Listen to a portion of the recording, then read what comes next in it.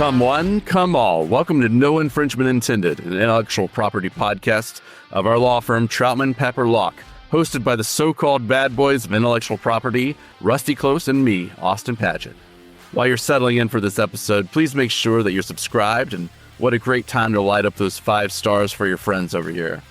I feel like I mention it every episode, but the numbers and renown coming out of this podcast have excited the firm leadership so much that they're thinking about commissioning a big mural of us to go in the snack lounge here in Atlanta.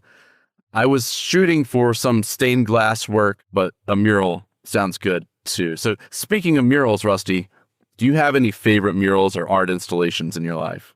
So living in Atlanta, I feel like there have been murals sort of dedicated to the rappers of the Atlanta scene. And I seem to remember an Outkast themed mural somewhere in Atlanta that I really liked.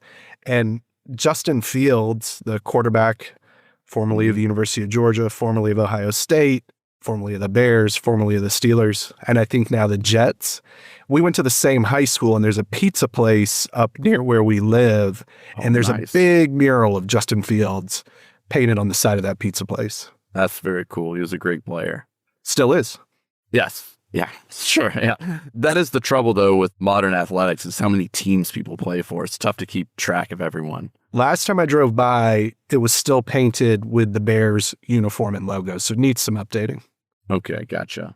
I did not realize he had made a move in the offseason. I think that he is with the Jets. I don't follow all the sort of machinations of the player movement throughout the NFL, but I'm pretty sure the Jets is where he landed. Okay, well, maybe he'll be the answer. Doubtful. Unlock a lot of potential there. Okay, so in the tattoo episode, I mentioned that I grew up in Milton, Florida, which is just outside of Pensacola. So when we went to the mall or wanted to see a movie, we'd drive about 30 minutes or so over to Pensacola for those so-called big city amenities. So I bring it up because Pensacola has this landmark known as the Graffiti Bridge. Have you ever seen this thing, Rusty? I can't say that I've honestly ever been to Pensacola. Okay. But it makes me almost want to go. I knew that you had been to Panama City Beach because we talked about some of your adventures a few episodes ago. Many times. Yeah. Well, just head west, young man, and you'll bump into Pensacola at some point in time. So this Graffiti Bridge is on 17th Avenue, and it's really close to where you get onto the bridge to go over to the island that has Pensacola Beach on it. And 17th Avenue does this dip down and then kind of turns, and it goes underneath a railroad that crosses the location. So the bridge is actually kind of a railroad trestle, and it's notoriously low. So it's actually rather common that tall trucks come through here without heating the side edge and smash into the overpass. You can find clips on YouTube of this happening. Some of my favorite clips to watch, some of my favorite reels. That's one of, like, in my list of top 50 worst days, that's one of them, is driving the truck and smashing into something like that. We'll have to save that for another episode. Yeah, I'll list all 50 of them. I've got, like, good taxonomies on things like this of, like, maybe what do I think special my worst day holiday would be. episode, Austin's worst 50 days. That's right. You got the best 50, then we'll do the worst 50. Well, okay, so you go down this thing. You also see a bunch of locks attached to a nearby fence that are like this romantic gesture akin to locks that lovers put on the Bridge of Sighs in Venice, if you know that. But this one is a chain link fence that like overlooks a marshy retention pond. So it's a little different, and some people in the area would call it boggy. That's more of a Niceville, Florida term, but I think it's appropriate here. But also sounds just as romantic as Venice, Italy. It's one of my great regrets is never having the time of my life where my love and I went over and put a lock on the old chain link fence. But the best part of this location is, as the name gives away, the graffiti that's on the trestle. And as local legend goes, it started in the 1930s, and people would go down and paint the trestle up. And of course, you know, most people would call that vandalism, but this trestle is owned by the freight railroad company that runs the rails across it. But the way the road scoops down for the turn under this trestle, you're kind of transported for a second because you're going downhill and making this little turn. So you're kind of opening yourself up into this new weird world and place. And it's ripe, just apparently, for some artwork. And over time, the Graffiti Bridge just became a place where artists went to show off their work or to celebrate some local event or a birthday, etc. And when I tell you, Rusty, that it changes often, I mean sometimes daily. Like you might drive into work or go to the beach in the morning and see some new artwork then, and you'll come back and it's totally different driving home. It can change that quickly. It sounds exciting. Very exciting. It's the highlight of your day sometimes, particularly if the weather's bad over on the beach or the Or sound boggy. side. Yeah, exactly. So a few years ago, I saw somewhere someone I went to high school with was actually making jewelry from the bridge. And to give you a concept, it wasn't like the rocks from the bridge. It was just the hardened paint, the layers of paint that had hardened over time. It's that thick of buildup. Oh, so he's kind of like flaking off in chunks and making jewelry out of those. Okay. Yeah. And so it's very colorful. It looks like, I don't know if you've seen those videos where people melt crayons and stuff all together and they just kind of come together and make this weird thing. That's what it kind of looks like. When I'm not watching trucks crash under overpasses, I'm watching melting crayons. Yes. And my top 50 types of YouTube videos, that's up there as well. Jellies, marble runs, all those sorts of things are big in my world as well. So I have this connection with growing up with this concept of local street art, even though I wasn't in Atlanta, which has some great art throughout the city. But the Graffiti Bridge in Pensacola isn't unique in this concept. And so today I want to tell you about the 5 points, which is the number 5, POINTZ, the 5 points case that relates to how real property and intellectual property collide. Some of my favorite topics. Yes, exactly. Collisions. But before we get there, I need to tell you about VARA, the Visual Artists' Rights Act. So let me give you some background on that. Remember back, this was several months ago now, Rusty, we recorded our very first episode about Taylor Swift. And then I think it's our third episode, we do cover bands. And both of those, we talked about this so-called copyright bundle of rights. And that is, if I have a copyrightable work, and another shout out to our previous episodes, if listeners want to go back, they can listen to the Mike Tyson tattoo episode to find out more about copyrightability. But if I've got a copyrightable work, then I have a bundle of rights to do specific things. And Rusty, do you happen to recall that list of rights? And actually, do you have a personal favorite of them? Ooh. So when I think about the bundle of rights, I always think about the Led Zeppelin cover. He's holding the bundle of sticks across his back. So that's my copyright vision there. I think my favorite would be publicly performing the work, right? I like to go to concerts. I like to see live music. So that's a big one for me. You can be the person who distributes the work or reproduces the work. You perform it. You can publicly display it. You can create derivative works of it. And if something about digital transmissions, if we're talking about recorded music, something like that.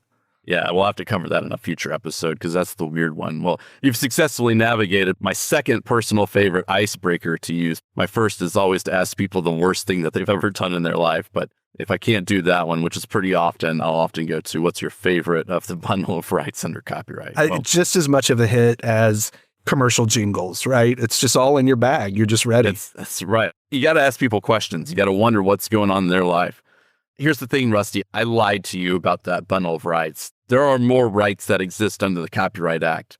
The bundle of rights focuses on what are thought as the economic rights. So those things you just listed, publicly performing a work, distributing it, those are kind of known in the category of economic rights.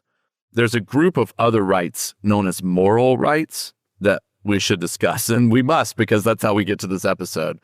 Let's say you go to a fancy art school and you learn how to do sculpture, and you've developed your own theme and style for your statues. You have anything in mind that you're going to be specifically doing? It's a universe I like to think about, young Austin, Jansport backpack full of spray paint cans, and young Rusty with his chisel and his hammer, focusing on his sculpted works, right? Mm-hmm. I don't know. I think maybe reclaimed metal and trash and things like that, and maybe how I'm going to piece it all back together into really something artistic. Okay, I love that. Yeah. So now in this situation, I'm going to be the big developer. I'm super rich. I make all this money. You're the poor lowly artist, and you make sculptures and you get paid a handsome fee, but it's no life compared to mine. So I'm just setting up how we're appearing in this hypothetical. And I'm here in town, and I'm about to open my hotel, my piece de resistance. It's going to be amazing. But my lobby is missing the statement piece that I need. And I want it to be trash. I want to be made out of trash and old metal. So I give you a call and I invite you to come look at the space and you know just the thing that you're going to do.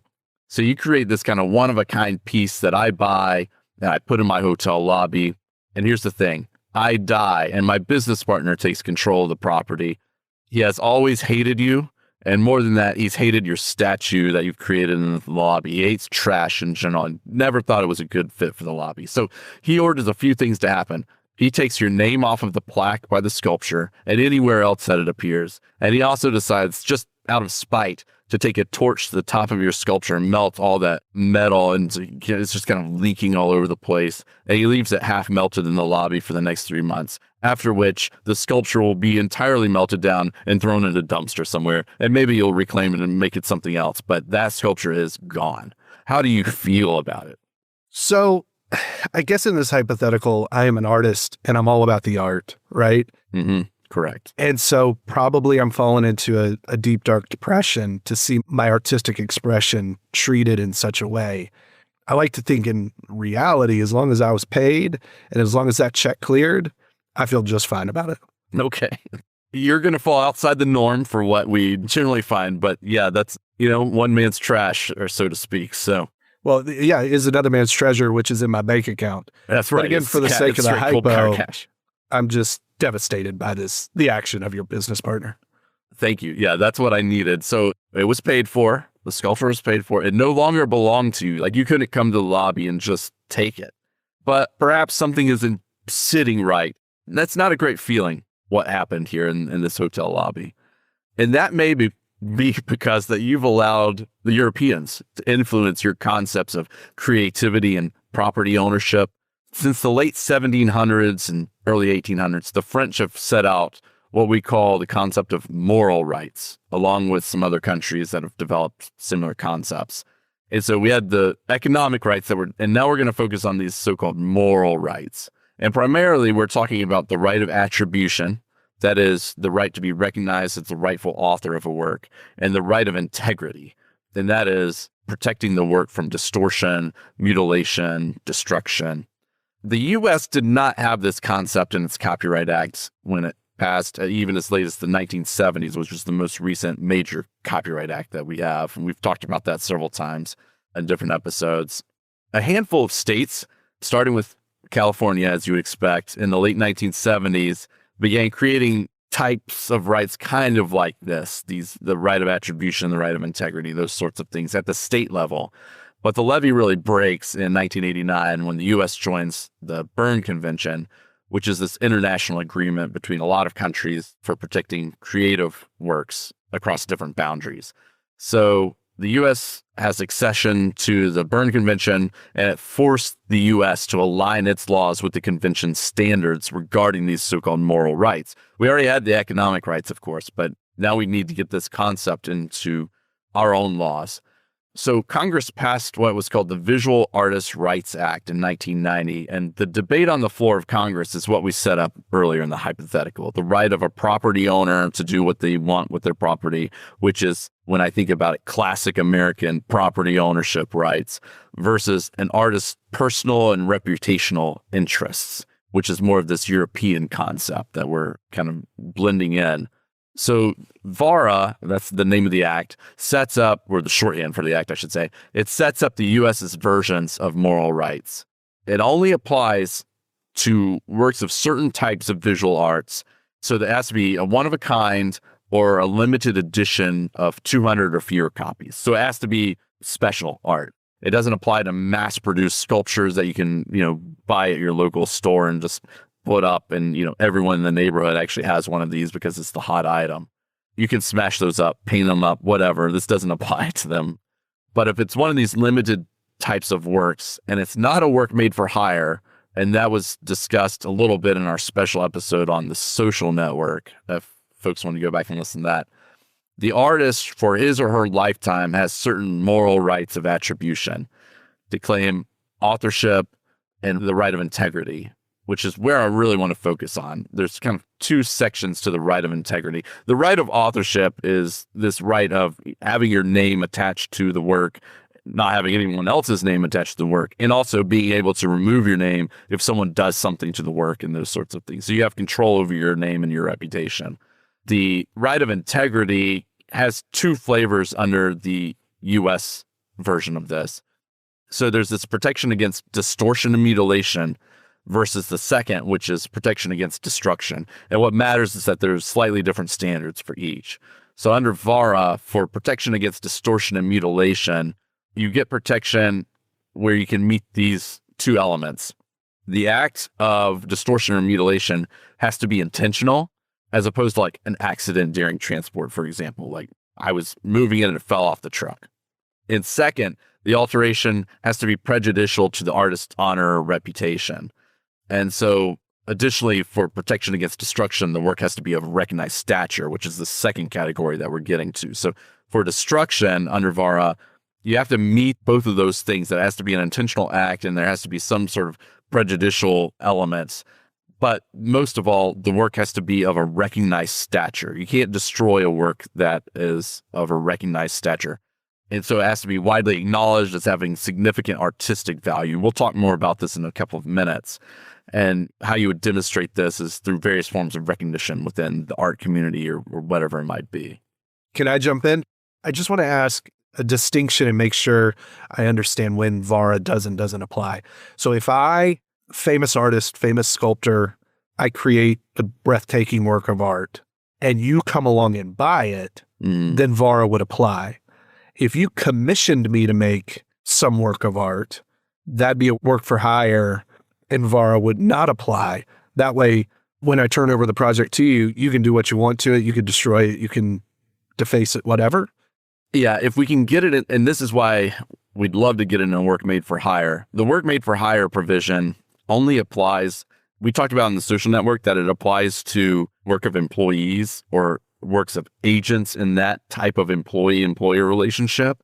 We may not call them an employee, but if they meet all those elements, we might have an argument that, okay, this was a work made for hire. And so the important part in a work made for hire is that the artist or, the author, as we'd call it in the Copyright Act, they never owned it as a legal truth.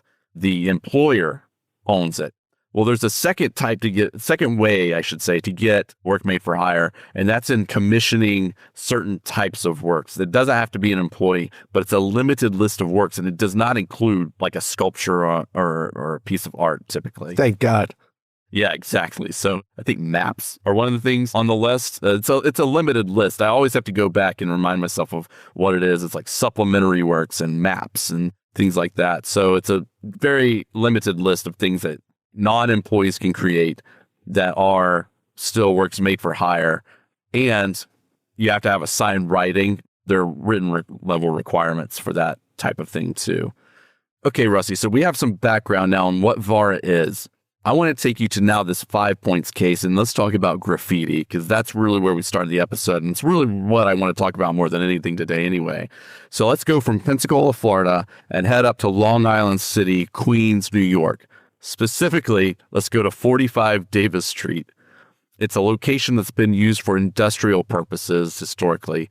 Manufacturing declined in the area. The structures have fallen into disuse, and as you would guess, total disrepair. So in the early 1990s, the neglected buildings of this location start to attract graffiti artists. These are huge canvases. Like if you look at a picture of this place, it's a lot of room to do some work on. So you've got these huge canvases for street art, and you have two characters emerge from this story. You've got Gerald Walkoff, who's the owner of the company that owns the building. And so we'll just refer to him kind of as the building owner for our purposes here. And Jonathan Cohen, who is the graffiti artist and also clearly has some level of organizational skills, as I'll talk about in a second. By the early 2000s, Walkoff agrees to allow Cohen and other graffiti artists to use the buildings for their art. And Cohen starts to curate what is happening in this location. Cohen is selecting artists from really around the world eventually and approving artwork and organizing events, and even has like workshops at the site. It's really becoming a thing. And by this point in time, it's being called this 5 points with the Z at the end as well. It's the 90s, so we had to add the Z to it. I was really hoping Cohen himself was 5 points because I would think graffiti artists have a handle, some other name that surely he doesn't just go by Cohen all the time. He does not. He has a name. I can't remember what it is, and I struggled to pronounce it or even figure out exactly how it's pronounced, so I didn't dare do it for this episode. Yeah, we get in trouble sometimes when we get into things we shouldn't talk about. Right, exactly. So it's the 2000s now. We've moved into the 90s. Have kind of this place has become established as this graffiti place. It's 2000. Things are roaring along until 2008. You remember those days, like Rusty, right? 2008. I do. This is lawyer Rusty, not sculptor Rusty. Graduated law school in 2007. Going to set out, going to be a lawyer, going to make a career, and then decided I didn't want to make a career doing what I was doing and decided to go back to engineering school. Yeah, a lot of life choices were made around this point in time, and I don't have any information specific to this property, but I know that coming out of the recession, the real estate market had an increased demand for luxury housing and commercial development. So you had the Great Recession, as it was called, and then you kind of had this big buildup. And in that, there were trends. And one of them was this luxury housing commercial development trend. So it seems at least on trend that in 2013, a big change happens. Walkoff announced plans to demolish the 5 Points building to construct luxury apartments. This sets people into two camps that we talked about earlier on about this property.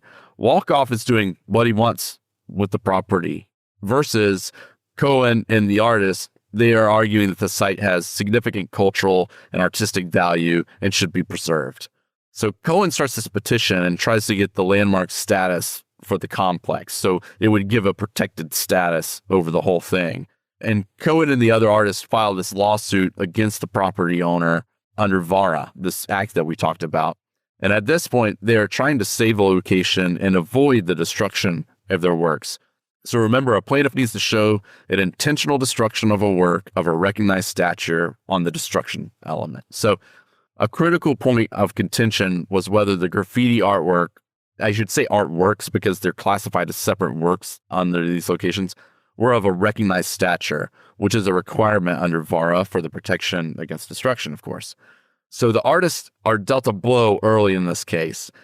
In filing it, they sought a preliminary injunction to stop the demolition of the buildings themselves. And the court heard testimony from like 3 of the 17 artists and what the court referred to as limited or expert analysis. So at that early stage, the court was not comfortable issuing an injunction. And that order came out on November 12th, 2013.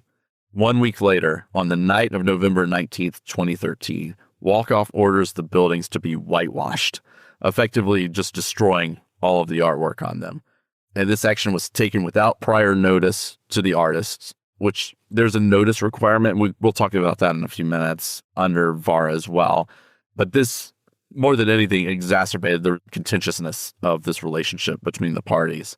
The artists were devastated by the sudden destruction of all these works, and Cohen and the others expressed their outrage and their total disappointment, viewing the whitewashing as this deliberate and disrespectful act. And it will become kind of like this event, this night will become more or less the key point event later on in the case.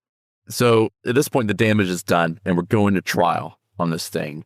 And so here are the big questions. Does graffiti count as visual art for these purposes? That it has to be a work of visual art. And this is defined in the statute as a painting, drawing, print, or sculpture existing in a single copy or in a limited edition of 200 copies or fewer that are signed and consecutively numbered by the author. So I should tell you, I've simplified some of these elements when we were talking earlier, but that is the definition of a work of visual art to mean anything to fall under VARA and get its protections. But what about the temporary nature of these works? Many pieces were routinely painted over. So there's this concept of impermanence, and that's part of kind of graffiti culture. We talked about this with the graffiti bridge. Like, it can change day to day. It didn't appear to be that extreme at this location, but it's a routine happening where some works come and they stay for a while, some works go. So the artists are arguing that VARA does not require a permanence, that even these types of works can have artistic merit and cultural impact, and that certain murals actually did remain untouched for extended periods of time. And ultimately, the court agreed with the artist that permanence is not a requirement. So we have kind of this big issue of, does graffiti actually count because of the nature of graffiti? And the court's like, yeah, it's still artwork. It still meets this requirement. Whether or not it stays up for an extended period of time isn't part of this definition. So I'm going to count it. So then we come to the even bigger question of, did these graffiti murals meet the level of recognized stature to trigger VARA? So that's the key. This is the key to the case, recognized stature. So, of course, the defense is arguing about the temporary nature of all these things, but also their best argument is really that the plaintiffs are arguing more about the artist's reputation and the collective nature of the site as being kind of the mecca of graffiti in this area, that it is an established, institutional, well-known site that has cultural and meaning and impact, rather than the individual works themselves, that's supposed to be what's at issue in VARA. That's what the building owner is saying. And that's true. The plaintiffs have an art expert and are harping on the artist's professional achievements. They have exhibitions and commissions and teaching positions, but they also have a wide range of media coverage and public acclaim evidence that they've put into the record about these artworks, some about the site as a whole and some about it, individual pieces in particular. And so the court weighs all of these things and ultimately finds that 45 of the 49 works at issue met the criteria for recognized stature. I wish we could see the 4 that didn't rise to that level. I will pull those exhibits, and then, man, if we did show notes, at some point we should do something like that and really work ourselves to the bone on this. And we could do work ourselves more to the bone than we already are. Right, exactly. And you have the 45 versus the 4, and we could have a poll even about, do people see real differences? But it's not so much in the real difference of the look or appearance of the artwork. It's really of what was the impact of it, and was there enough evidence to sustain a finding that these were of recognized stature, that these things got enough press coverage, that critics loved them or had something to say about them, that they were part of the buzz of maybe the graffiti community. I don't know if there is such a thing, but I assume these folks have some way of communicating amongst themselves. So that's what's at issue. And the worst part for Walkoff is that this whitewashing night happened without providing 90 days notice, which is a requirement under the act. And we can certainly discuss that this notice period is for artists to come and get the work. That's what it's intended to do.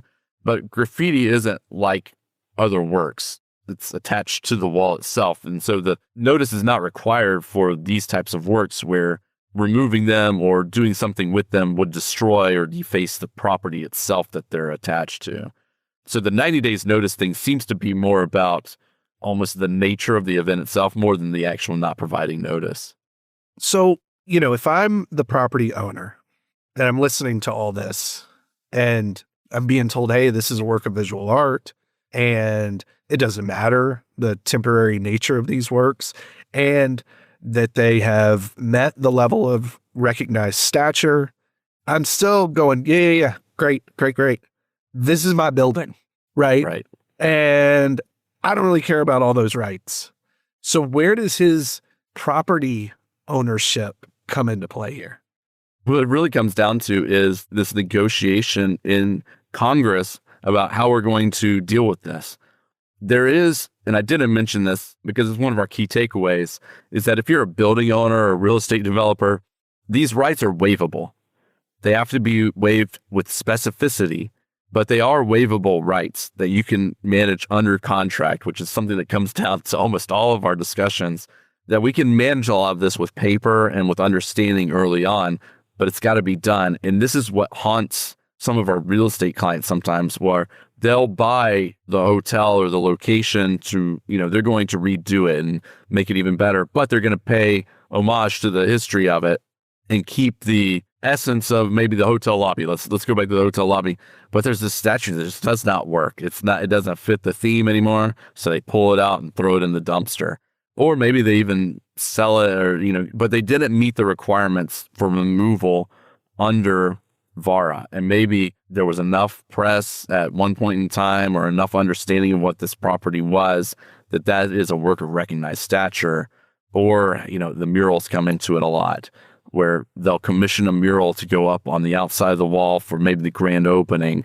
and it becomes everyone's walking by it and seeing it. It's outside of the location itself. It's meant to draw attention to the eyes, and it gets all the press that they wanted, but there was never any paper about it. And so when it comes time to do something new with that wall or freshen up the space, they either announce or they just go ahead and paint over it, not even understanding necessarily what they're doing. But the intentionality isn't the intentionality to do some heinous act. It's the intentionality of putting the paintbrush up and removing the work or altering it in some way that triggers VARA. And all of a sudden the artist pops out of the woodwork, maybe from 10 years ago. And it's like, hey, you actually couldn't do that. And now you owe me statutory damages come into play here. And so you can get deep into relatively large numbers for what you just thought was freshening up a little space.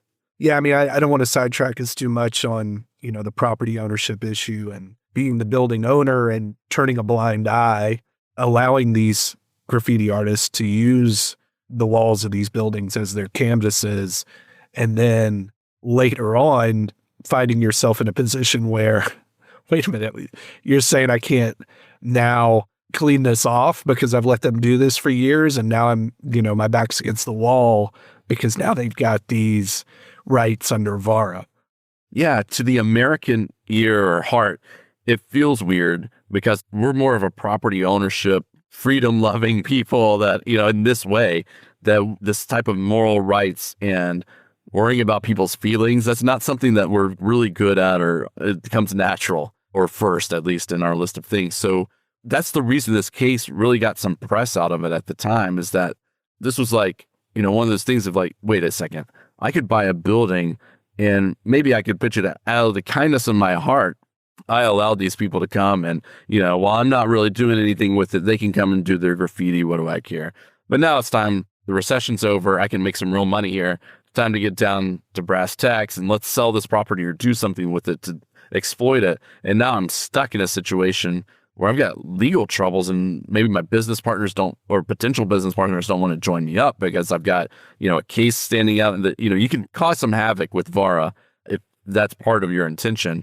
But also on the other side of it, I can see the artist saying, listen, this was what we were known for. We were allowed to do this. We routinely did this. We built this thing up. And this is part of the VARA concept, is that this work is part of our reputation. Like, this is part of our economic interest. Like, we call it moral rights, but it's really more of an economic right for the artists themselves, of kind of like, this is what I do. This is how I build my career, at least my artistic standing. So those are the two interests that we're trying to be weighed. And it really enters the U.S. scene through the states, but mainly through this copyright. It's an act, but it's an amendment. It sits within the Copyright Act to get us good with our international obligations. So can I ask another question? And we may not know the answer. So let's say Walk Off, the property owner, was aware of this 90-day notice, and he gave, I don't know, I mean, does he give notice just to Cohen or to all, 45 of the artists whose work had, risen to that level? Or maybe it's not all of them, but it gives them the 90 days, lets them know, hey, this is what I'm planning to do. Come get your art, right? But it's painted on the side of my building. There's nothing to come and get. Right. Do we have any sense of how that plays out? I think in those instances, it's more of an injunctive relief that you're looking at. I don't know the exact answer to the question because we didn't necessarily have that in this case. I mean, for works that can be removed, that's what the 90 days notice is designed to create. It's like, hey, we've got to get rid of this thing. We have different plans for it. And so, I'm giving you 90 days notice to actually come and get it if you want it. You get the right to come and grab this thing. But can you envision a scenario like we have here where the courts step in and say, I mean, look, it's impractical for them to come and get it. It's permanently or semi-permanently affixed to the side of your building. And hey, tough, you can't do anything with your building because they've got these rights in this artistic expression. Yeah, and that might be another part of the 90 days notice, is that builds in enough time to understand what your rights are and try to challenge whatever you need to challenge. I didn't look at the historical record on that point of kind of like why 90 days or what is it really for. I just know that that's at least the stated reason in some of the notices that were in the congressional record. So But it's an interesting question of what can an artist do once they create a work with the work itself, once it's sold as a piece of property. So the facts of this case are a little tougher too, because you had this whitewashing event, and that's really what the court is really hung up on in the proceeding. That helped the court easily find the intentionality element was met, and seems to color the decision throughout if you read it. So given the willful nature of the destruction, the court awarded the maximum statutory damage amount of $150K per work, which is 45. And so you multiply it out, $6.75 million for the whitewashing event that happened. I don't know that there would have been any other better outcome for the property if there was some sort of if an injunction issues and you can't do anything with the property now you're really stuck. So maybe the measure of damages is your best remedy in that sense, given the circumstances. I just imagine that being read in court and the property owner, like a cartoon, face just going immediately bright red and steam shooting out of his ears. Oh, yeah. Or, yeah, just absolutely. You got to be kidding me. Yeah, right. Just, it was just a completely building. Incredulous. Right. Particularly for a building that was in disrepair and disused. Like, it's not really a building. It's more of a complex of buildings and walls and stuff. But, it's $6.75 million. We're talking real money here. And particularly, the worst part of it is, I think for them, is that it's graffiti. And so it's artwork that by its very nature is probably not valued by a real property developer type of, and the number of works that are all over the place is multiplied because of the nature of the work. So you, not only did you reach the max of your statutory damages, you're getting hit with multiple works to the tune of 45 of them because of the size of this property and the number of graffiti artists that you had. Well, thankfully, he saved $600K because it was only 45 of the 49. So really That's right. Could have been worse. You got to look for the wins where you can. Yep. And so there was an appeal. The appellate court agreed with the lower court. As to the recognized nature of the piece, the appellate court found that there is, quote, it's a necessary fluid concept, is what the court said, and that the work achieves this status when it's of a high quality and acknowledged by the relevant community, such as critics and curators. I think that's the unspoken part, is that this is graffiti. It's not what you would typically consider fine art. And so there's this nature of and discussion that people are having to have about getting over the hump of what is art, which is another interesting question that's been tackled for ages in all sorts of, not only court cases, but theater and all those sorts of things. So takeaways from this, we've mainly talked about them. I see this mostly as one for, this always comes up, with our real estate clients, because they are the people that own places and things that people do this stuff with. There's certainly, if you have a client that has an art collection, they can't necessarily go buy the painting and then deface it, perhaps. But that's never been of interest to any of my clients, so it hasn't come up. But the real estate clients are the ones where this has mattered the most. They're commissioning murals. They're trying to do nice things for their community and spaces, but they don't want to get taken to task when the time comes, because every space needs freshening up over time. Is how it feels. And so you hire someone to come do a mural. At some point in time, it's got to go. Either it's become weathered or whatever it is. Maybe it's upkeep and it's a perpetual mural, but I haven't seen those in agreements. And so typically what it is what I'm looking for. Okay, let's make sure we waive the rights in this, because this is a one-of-a-kind piece. It's temporary in the sense that it's not going to live forever. A big mural, it should last a long time, but it's not forever. And so, like I said, waivers available. It has to be specific to the statutory requirements. It needs to be in the writing itself. Hopefully it's done when you're negotiating the agreement, because we've had others where we had to negotiate it after the fact, and that becomes a pricey gesture oftentimes. And so what's often better is having this specific agreement about the art and its use, and that it's even more expansive. For example, hiring a mural artist where the agreement includes rights to duplicate the mural, use it in advertising, those sorts of things. So it's not only thinking about VARA and how this artwork will live and potentially not live, but then what else can we do with it if we're hiring? So you have to think beyond the box. The extreme facts of this case make it an interesting, one for discussion. I think it's a little easier if we envision two parties that are, working together. Hey, we want this mural on our building, and what's the way to appropriately protect ourselves going forward? Our takeaway is always put it in writing, have a contract, right? If you're buying a piece of real estate or if you own a piece of real estate and people start using it as a graffiti canvas, maybe get ahead of that before it's too late. That's right. So I think those are our main takeaways. And so I invite everyone to go out, buy some spray paint cans and, express yourself. So with that, I want to thank everyone for listening. Be sure to like and subscribe. And if you'd like, give us a 5-star rating. Helps everyone know what we're up to here at No Infringement Intended.